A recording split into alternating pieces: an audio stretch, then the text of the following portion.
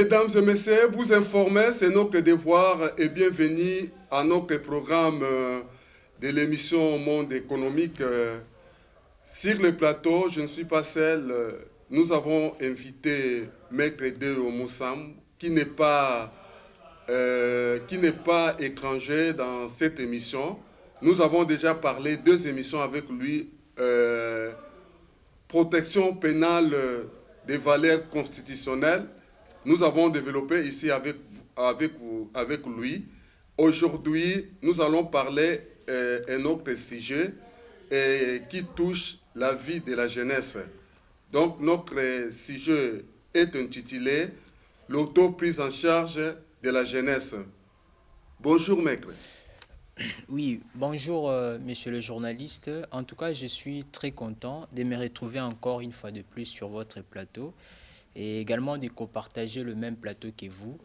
Je considère déjà cet espace comme une forme d'agora homérique où on va échanger, vraiment on va partager l'intelligence dans la perspective de construire notre société qui évolue en reculant. Donc c'est ici l'occasion de permettre à cette jeunesse de pouvoir comprendre tout ce qui sera dit ici. Voilà.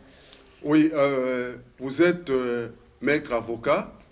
Vous êtes aussi secrétaire général de MTC, Mouvement Travailliste Chrétien, un analyste politique. Aujourd'hui, nous allons parler sur les questions de la jeunesse. Parce que la jeunesse constitue une force pour une nation comme une ressource humaine. Le président de la République tient beaucoup sur les programmes de la jeunesse pour participer effectivement au développement du pays.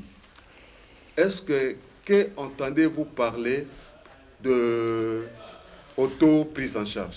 D'accord, merci beaucoup. Mais avant d'entrer dans le vif du sujet, j'aimerais d'abord définir ce qu'il faut entendre. Je vais commencer d'abord par la définition sémantique. Vous savez, monsieur le journaliste, l'ancien président du Sénat, à la personne de M. Kengo Adondo, a sorti un ouvrage intitulé « La passion de l'État ». Si vous lisez cet ouvrage, il a pris le courage de définir ce qu'il faut entendre par jeunesse.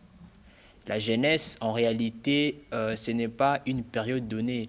Mais Kengo Adondo est allé plus loin pour dire que voilà, la jeunesse, c'est un état d'esprit. Parce que la jeunesse, c'est un état d'esprit, normalement, cette jeunesse doit se prendre en charge, doit avoir cette auto-prise en charge. Et vous pouvez me poser la question, cette auto-prise en charge pouvait passer par quel canal? Là, c'est la question qui devrait être posée. Et donc, l'auto-prise en charge de la jeunesse doit passer, monsieur le journaliste, par la prise de conscience de cette jeunesse. Puisque s'il n'y a pas une prise de conscience aiguë de la jeunesse, en tout cas, cette auto-prise en charge ne sera pas en mesure d'être dessinée. Donc, déjà, j'interpellais à cette jeunesse de pouvoir prendre conscience. Et voilà un peu la route qui fera en sorte que cette jeunesse puisse s'auto-prendre en charge. Oui, maître, un pays comme le nôtre, la République démocratique du Congo, plein de ressources naturelles pour créer les investissements. Mais la jeunesse en question rencontre les difficultés énormes pour l'intégration sociale et économique. Les problèmes de l'emploi des jeunes, le chômage et tout ça. Comment auto-prise en charge, ça sera possible? Oui, vous savez, monsieur le journaliste, cette question, c'est une question d'actualité. Il suffit de regarder ce qui se passe dans notre pays. Vous allez remarquer qu'on a comme l'impression, cette jeunesse est laissée à la merci de la pauvreté. Voyez-vous, donc d'où la nécessité de certaines actions posées par ces jeunes. Mais nous ne sommes pas là. La grande question est celle de savoir qu'est-ce qu'il faut faire. Quelle est la politique ou les politiques managériales qui vont permettre à ce que cette jeunesse puisse comprendre, okay, ou que cette jeunesse puisse avoir la maîtrise de leur destin. Donc, moi, à mon sens, je considère que la jeunesse, comme je l'ai dit, doit impérativement s'auto-prendre en charge, doit impérativement s'auto-déterminer, comme on dit. Pourquoi? Parce que si cette jeunesse n'a pas regardé comment est-ce que l'avenir de la République peut être dessiné, en tout cas, le lendemain du Congo ne sera pas assuré. Ce sont ces mêmes jeunes qui doivent assurer le lendemain de notre pays. Donc voilà un peu ce que je peux dire. Et sans plus tarder, puisque on remarque qu'il y a de femmes influentes, certaines personnes qui posent des actions à caractère sociétal, qui vont aussi dans le sens de dessiner la jeunesse. Je prends par exemple à la personne de Madame Marie-Olive Lembe Kabila. Cette femme pose aussi un certain nombre des actions qui permettent aussi aux jeunes de pouvoir se retrouver. Donc, c'est un travail d'ensemble, ok?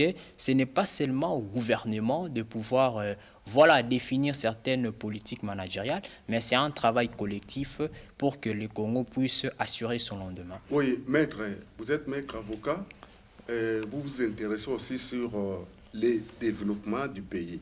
Mais le problème de la jeunesse est qu'il puisse prendre une décision pour quitter le cycle de la pauvreté. La décision de la jeunesse. Alors, comment cette jeunesse doit prendre cette décision qui est toujours dans les oisivetés, qui est toujours dans des choses viles, qui ne permet pas qu'il quitte ce cycle-là? Alors, quelle est la méthode et les stratégies à mettre en place pour que cette jeunesse puisse quitter ce cycle de la pauvreté? Justement, je l'ai dit en prélude et je ne cesse de le dire, monsieur le journaliste. Il y a d'abord la prise de conscience. Vous savez, la prise de conscience, au début, elle est toujours une affaire individuelle ou d'un groupe de gens minoritaires et futiles. Mais par effet d'entraînement, la grande masse est aussi conscientisée. Et donc, cette jeunesse, monsieur le journaliste, doit prendre conscience. Cette jeunesse, monsieur le journaliste, doit comprendre qu'elle est le lendemain de la République. Ça m'a fait penser au cardinal Albert Maloula. Vous savez, lorsqu'il organisait des séances de catéchèse avec le jeune chrétien de l'époque, l'on parlait déjà du vent de l'indépendance ou du vent de la prise en charge, ils étaient minoritaires. Lorsque Lumumba a eu l'idée de créer le MNP, toujours avec des jeunes, parlant sur le développement de la République, ils étaient minoritaires. Lorsqu'il est allé à Dakar, où il a rencontré Kwame Nkrumah avec tous les autres leaders, c'est toujours avec cette jeunesse. Et donc, la jeunesse, en réalité, c'est cette énergie, ok, qui permet à ce qu'un pays puisse vivre. Et donc, la République démocratique du Congo doit assurer, la République démocratique du Congo doit miser, ok, monsieur le journaliste, sur la jeunesse, parce que c'est de cette jeunesse-là qu'on doit assurer le développement. Sinon, si on n'arrive pas à protéger la jeunesse, si on n'arrive pas à garder la jeunesse, en tout cas, le pays ou la République va s'assombrir ou va aller dans la géole. Voilà un peu le mécanisme qui permettront évidemment que la jeunesse puisse se prendre en charge. Maître, le grand problème ici est la réduction durable de la pauvreté de jeunes en République démocratique du Congo. Est-ce que, selon votre analyse, les programmes des gouvernements Sama Lukonde, est-ce que ça peut permettre que le jeune puisse quitter ce cycle de la pauvreté et puisse diminuer sensiblement la pauvreté de la jeunesse? Oui, en effet, j'ai eu la chance de lire ces programmes du gouvernement.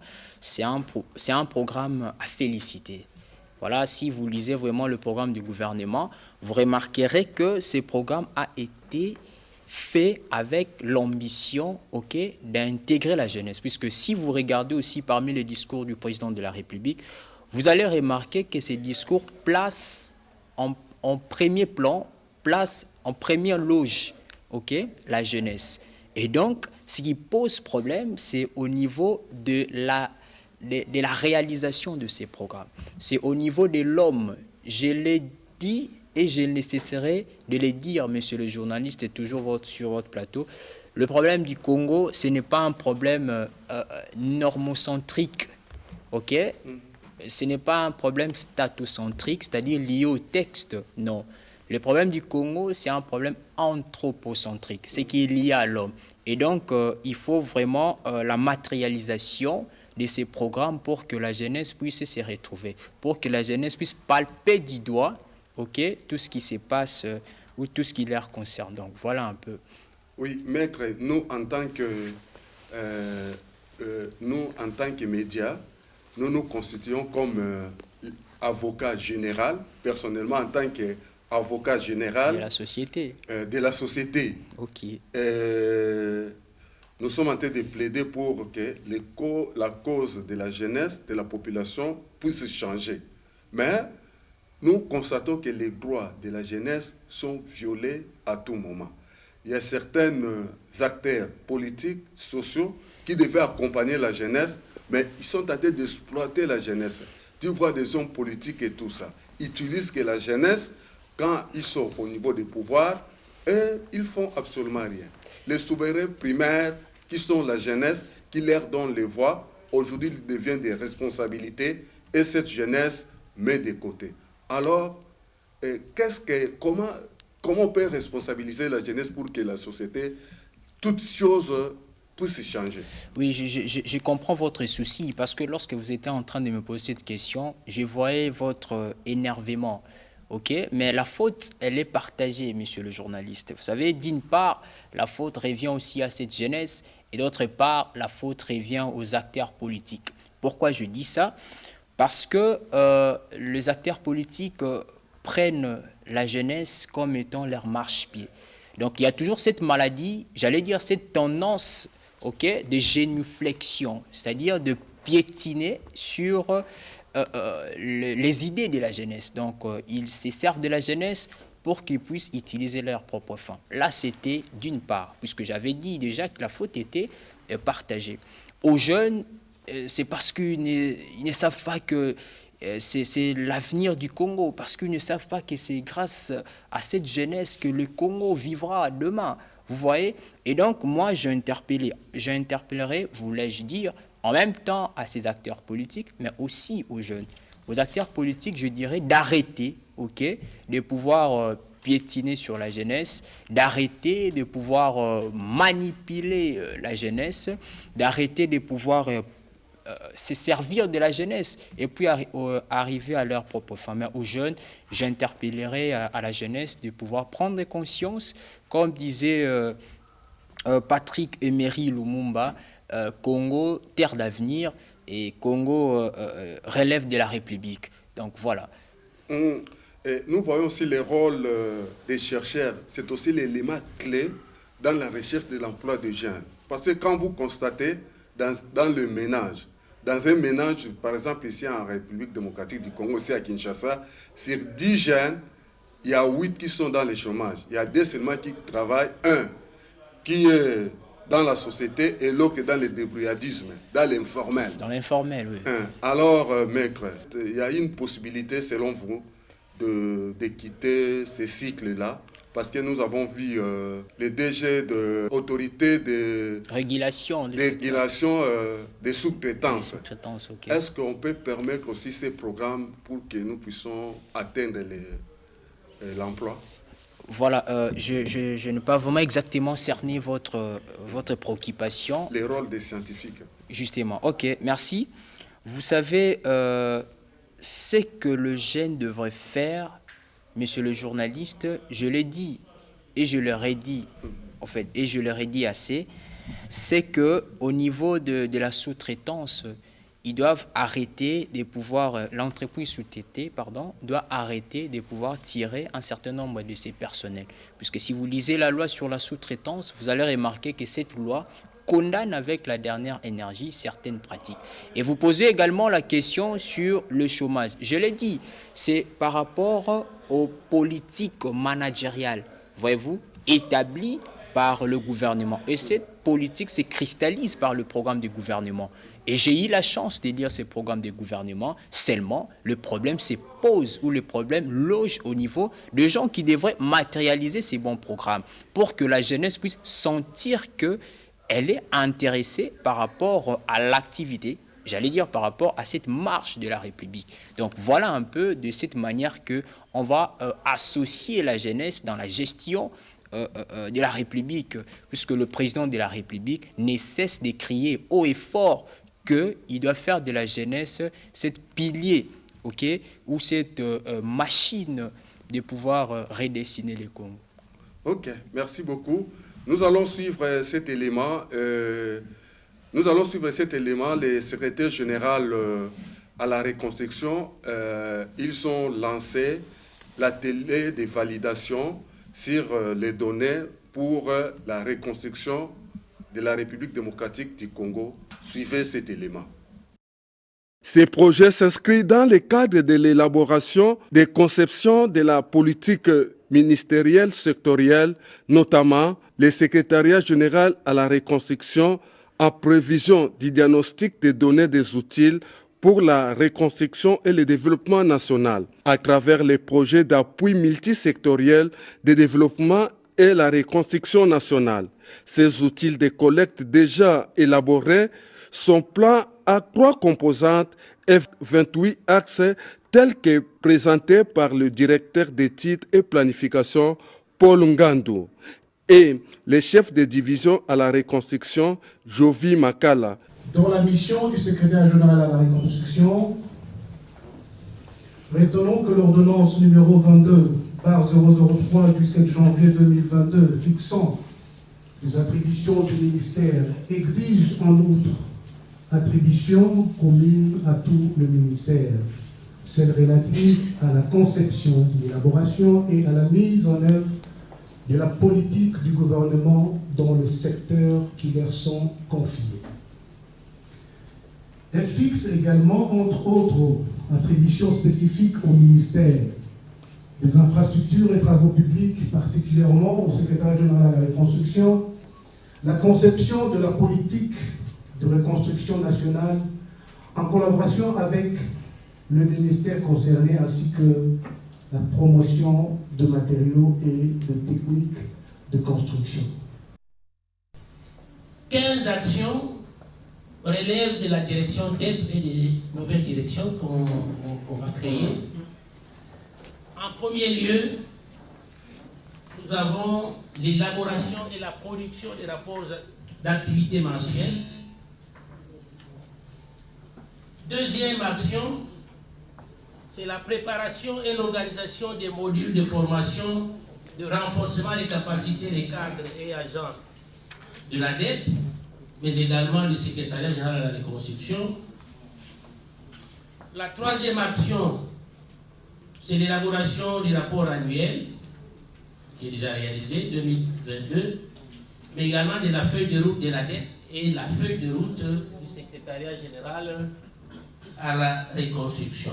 En quatrième lieu, dans l'action 4, c'est ça même la mission du secrétariat général à la reconstruction, c'est l'élaboration de la politique sous-sectorielle de la reconstruction dont les phases de réalisation sont les suivantes.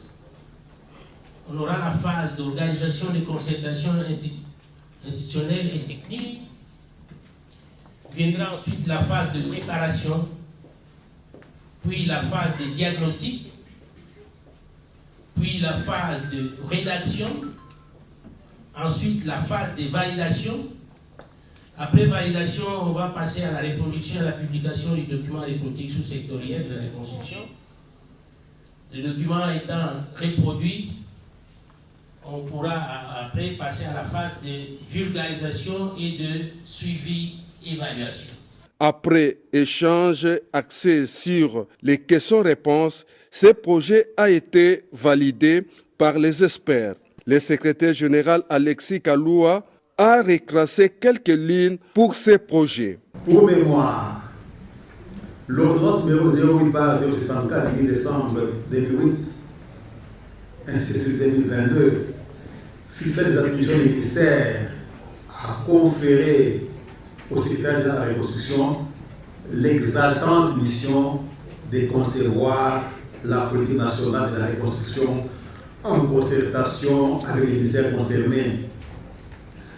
De cette mission générale découlent des missions spécifiques, à savoir définir en collaboration avec les ministères concernés les besoins, les objectifs et les stratégies de la reconstruction, identifier les mesures à prendre et les actions à mener par les différents acteurs en vue d'atteindre les objectifs fixés, diffuser les informations en vue de la population et obtenir son adhésion aux objectifs de la reconstruction, encadrer les actions nécessaires à l'accomplissement des objectifs, de la reconstruction par différents ministères, assurer le suivi et l'évaluation des projets et l'exploitation des données statistiques par les indicateurs de performance.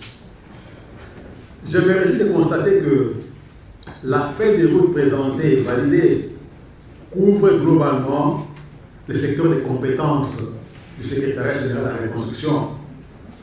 Une administration transversale appelée à travailler en collaboration, en synergie avec les autres ministères. Vous remarquerez que la reconstruction concerne la réalisation d'activités pertinentes dans le cadre de secteurs essentiels, comme le dit le secrétaire général Emery, secteur essentiel à impact significatif, il a répété ici. Ce sont ces mots que j'ai, si vous voulez, pris dans les documents qu'il a produits à son temps. Donc, des secteurs essentiels à impact significatif sur le fonctionnement normal du pays.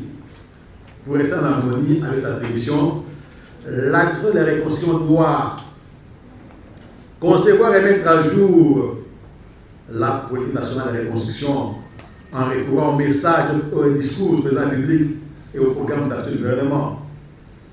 Et ici, le CG Véritable l'a dit, il y a un document qu'il a produit en son temps, que j'ai pris et qui nous sert également document de base de référence. Concevoir des projets à seul ou en partenariat avec les autres services ou partenaires. Nous avons beaucoup de projets sur la table que nous sommes en train de décortiquer pour les mettre en œuvre et pour permettre, si vous voulez, que les ministères concernés les mettent en œuvre avec, bien entendu, notre accompagnement. Parrainer les projets dans divers secteurs de la reconstruction, collecter, traiter les données et en tirer les conséquences, les implications, on pourra dire, établir les états des lieux secteur par secteur par la collecte des données et leur traitement. On nous a posé une question sur la période de la collecte des données. Nous aurons une autre activité, ça toujours dans les mois qui vont suivre, sera le lancement des opérations de collecte des données. Et nous avons également comme tâche de proposer des projets, programmes ou activités pour pallier aux exigences du diagnostic constaté de l'état des lieux. On fait la collecte, on obtient des éléments d'information, la collecte va démontrer les besoins, si vous voulez, en matière de reconstruction, va montrer les lacunes entre ce qui devait être, d'où les gaps à pouvoir combler et dégager régulièrement l'état de la reconstruction du pays avec éventuellement une situation de déficit à combler, des produits à conserver et des secteurs à améliorer et à préserver. Vous avez suivi également le CG Emery. Il a dit on doit regarder dans chaque cas ce que nous avons appelé l'état de la reconstruction. Nous sommes à quel niveau? Est-ce qu'on a régressé? Est-ce qu'il y a un statu quo? Est-ce qu'il y a une amélioration? Il a dit, c'est encore dans ce document, que j'ai, si vous voulez, consulté, dans lequel j'ai puisé à pleine main. Et là-dessus, nous avons un projet qui est déjà enchanté, qui va être présenté dans les structures qui viennent à son excellence. Nous l'appelons l'Observatoire national de la reconstruction. C'est pour faire ce travail-là, de dégager l'état de la reconstruction. Le ministre d'État de l'ITPR a été représenté par son conseiller qui a clôturé cette activité en ces termes. Sans la reconversion des mentalités, la reconstruction et le développement de la République démocratique du Congo resteront des vœux morts. Pour réaliser ces attributions, en votre qualité d'administration transversale, vous devez travailler en synergie avec les autres ministères, ce qui suppose de vous le sens de la mesure, le respect des passerelles pour éviter les chevauchements nuisibles à l'atteinte de vos missions. Je vous invite à faire revivre votre administration par le travail exprimé par des études, la collecte et le traitement des données, le suivi et évaluation, les états des lieux, les diagnostics, la cartographie, la conception des projets, des outils et mécanismes pertinents. L'avenir du ministère des Infrastructures, Travaux publics et Reconstruction est entre vos mains, à vous de les saisir. Ne demandez pas ce que le ministère a fait ou peut faire pour vous. Demandez-vous plutôt ce que vous faites ou pouvez faire pour le ministère. Nous sommes conscients que la mise en œuvre de cette feuille de route requiert l'apport aussi bien du gouvernement que de partenaires extérieurs, dont nous saluons la présence dans cette salle et que nous souhaiterions aussi nous accompagner. Le ministère que je représente ne ménagera aucun effort pour vous apporter son concours, tant financier que technique et moral. L'activité a connu la présence de plusieurs experts de différents ministères, notamment ITPR, Plan et Fonction publique, les syndicats, organisations de la société civile, chefs de division provinciale de l'ITPR et les conseillers administratifs des présidents du Sénat. Merci. Maître, nous tendons vers la fin. Quel est votre dernier mot par rapport à cette émission? Voilà, je vous remercie de m'avoir reçu sur votre beau plateau. Et j'aurais un petit conseil de donner aux jeunes. Vous savez, il faut imiter des bonnes actions. Aux jeunes, je dirais qu'il est temps que cette jeunesse prenne conscience d'arrêter cette tendance de génuflexion que fait les acteurs politiques. Donc, il faut s'associer, il faut prendre conscience parce que c'est cette jeunesse qui va redessiner les Congo de demain. C'est cette jeunesse qui va prendre... n'ont pas conscience, messieurs les journalistes, dans 10 ans, ce pays va sombrer dans la géole. Et donc, aux jeunes, il faut prendre conscience, aux jeunes, il faut connaître l'histoire de son pays pour que le Congo puisse aller de l'avant. Merci beaucoup. Nous sommes arrivés à la fin de notre émission. Merci à l'équipe technique. Merci vous aussi d'avoir accepté à notre invitation. Merci beaucoup, la RTNCD. Bonne suite des programmes sur la RTNCD Développement.